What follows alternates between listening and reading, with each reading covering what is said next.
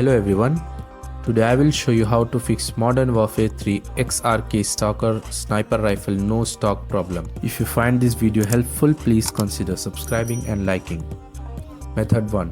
Complete missions and challenges.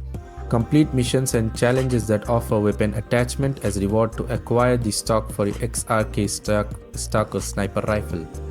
Go to the barracks menu, select the missions and challenges option. Here, select the category of missions and challenges you want to focus on, such as campaign, multiplayer or special ops.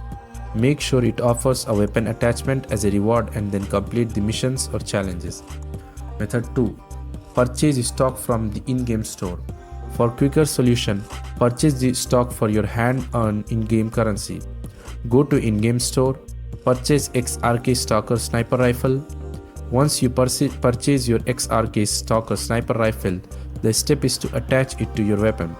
To do this, navigate to the gunsmith menu, select your XRK Stalker sniper rifle, select stock option within the customization menu, attach it to your weapon. Method 3. Contact Activision support. If none of the above solution proves successful, then you can contact the Activision support for further assistance. I have provided the link in the description. You can try contacting them there. Thanks for watching.